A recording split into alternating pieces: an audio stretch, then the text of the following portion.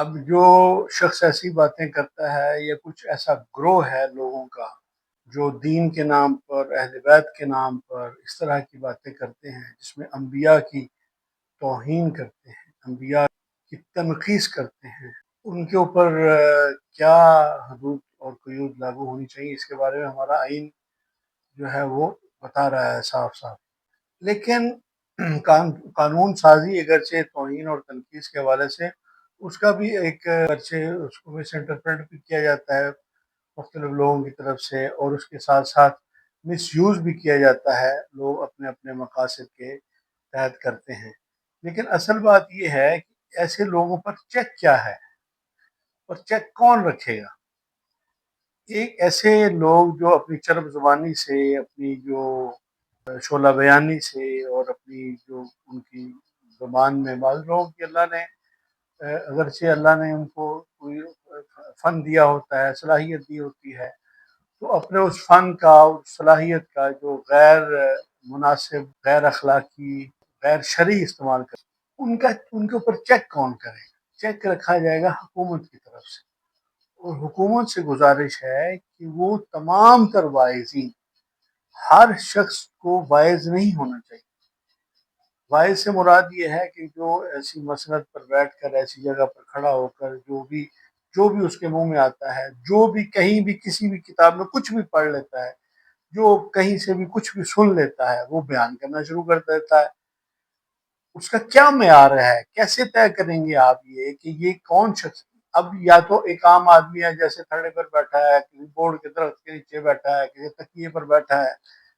تو چلو کسی حمام میں بیٹھا ہے، کوئی عام آدمی ہے، کوئی عام بات کر رہا ہے، چلو قصہ کہانی کے طور پر، ایک واقعے کے طور پر کوئی بات کر دیتا ہے، تو اس کی تو چلو بات ٹھیک ہے، کر لی اس نے۔ لیکن ایک شخص باقاعدہ ایک اجتماع دینی حیثیت سے اکٹھا کرتا ہے، دینی اجتماع کے نام پر لوگوں کو اکٹھا کرتا ہے، اہل بیت کے نام پر، کسی مذہبی، وہ سب مقدسات ہیں، وہ سب محترم ہستیاں ہیں۔ اب کسی ایسی یہ اس کے اوپر چیک کیسے رکھا جائے گا؟ اب یہ ایک مقدسات کی، اور جو پیغمبر، ہمارے ایمان کے بنیادی عقائد میں سے ایمان ہے کہ ہم نے ہر نبی پر ایمان لانا ہے جو اللہ نے بھیجا ہے، اللہ کے مبعوث کردہ تمام تر انبیاء پر ہمارا ایمان ہے، یہ ہمارے ایمان کے بنیادی عقائد میں شامل ہے۔ اور ان میں سے کسی ایک پر بھی اگر انسان کا ایمان اور اعتقاد اور یقین نہیں ہوتا تو وہ مسلمان نہیں ہوتا، سیدھی سی بات۔ اور کوئی شخص ان کی تنقیص کرتا ہے، کسی اب اہل بیت جو ہیں وہ ہمارے سر کا تاج ہیں، ہماری ان سے اتنی محبت، اتنی عقیدت ہے، اتنا احترام ہے کہ ان کے پاؤں کی، ان کے جوتوں کی، بلکہ ان کے گلیوں کی خاک جو ہے وہ ہماری آنکھوں کا سرما ہے۔ یہ ادب اور احترام کا یہ عالم ہونا چاہیے۔ لیکن اس کا مطلب یہ ہے کہ کچھ لوگ اٹھیں جن کا کوئی سر ہو نہ پیر ہو، جن کی کوئی سینکٹیٹی نہ ہو، جن کی کوئی اوتھینٹسٹی نہ ہو، جن کی کوئی حیثیت نہ ہو، نہ شرعی طور پر ہو، نہ کوئی ان کی اخلاقی طور پر، کوئی نارمل آدمی تو ایسی بات کر ہی نہیں سکتا۔ مقدسات طے شدہ ہیں، عقائد طے شدہ ہیں، عقیدہ تو یہ ہر بندے کا نیا تو نہیں گھڑ سکتا کوئی بھی۔ یہی تو بات ہے، یہی جو کھلی چھٹی دے دی گئی ہے، کھلے عام جو بھی جس کے منہ میں آتا ہے وہ بول دیتا ہے، پھر اس کے بعد مسائل پیدا ہو جاتے ہیں۔ اب جن لوگوں کے سامنے کوئی شخص ایسی بات کرے گا اور وہ ممبر پر بظاہر بیٹھا ہوگا، تو وہ سننے والے جو ایک عام آدمی ہے، کوئی بیچارہ ریڑھی والا ہے، کوئی مزدور ہے، کوئی خانچہ فروش ہے، کوئی کہیں سے اٹھ کے آتا ہے، کوئی ان میں سے اکثریت تو صرف عقیدت مند لوگ ہوتے ہیں جن کے پاس تعلیم کے نام پر کچھ بھی نہیں ہوتا، جن کو نہ قرآن کا علم ہوتا ہے، نہ سنت کا علم ہوتا ہے، نہ بعض لوگوں کو کلمہ بھی صحیح طرح سے نہیں آتا، بعض لوگوں کو وضو کے فرائض کا بھی علم نہیں ہوتا، دین کی بنیادی تعلیمات۔ ابھی ہم اجمیت کے اتنے زیادہ نرغے میں ہیں، اگرچہ ہم نے اسلام کے نام پر یہ ملک حاصل کیا ہے، لیکن اس کے باوجود ابھی تک ہمارے جو سماجی اور معاشرتی روایات ہیں اور رواج ہیں وہ وہی چل رہے ہیں۔ ابھی تک ہم نے قرآن کو صحیح معنوں میں، اور جنہوں نے قرآن ہمیں پڑھانا تھا، سکھانا تھا، وہ قرآن کے نزدیک ہی نہیں جانے دیتے۔ تو یہ حکومتی سطح پر جو ہمارے جو بڑے علماء ہیں، جو اکابرین ہیں، اگر وہ اپنے اپنے جو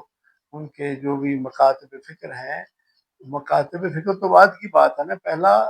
مقصد تو ہمارا قرآن ہے، سنت ہے، مکاتب فکر تو بعد میں آتے ہیں۔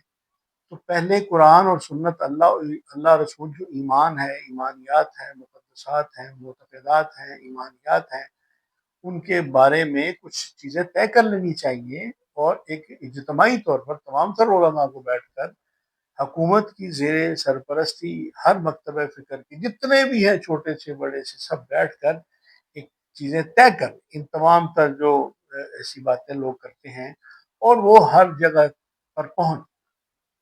اور کوئی بھی بلکہ کوئی ایسی مجلس اور محفل منعقد ہی نہیں ہونی چاہیے جس میں کوئی آتھورائزڈ بندہ، اور وہ بھی وہ چیزیں بیان کرے جو تمام تر مکاتب فکر کے جو علماء نے بیٹھ کر جو طے کر لی ہوں، ان کے اندر رہتے ہوئے بات کرے۔ ہر شخص ہر بات اپنے منہ میں، جو اس کے منہ میں آتا ہے وہ بولتا چلا جاتا ہے، اس بات کی آزادی نہیں ہونی چاہیے۔ اس کی کوئی کوالیفیکیشن ہونی چاہیے، اس کا کوئی کرائٹیریا ہونا چاہیے، اس کا کوئی چیک اینڈ بیلنس ہونا چاہیے، اور اس کے اوپر کوئی قانونی طور پر اس کی کچھ پرتیت ہونی چاہیے کہ بھئی تم کیسے کسی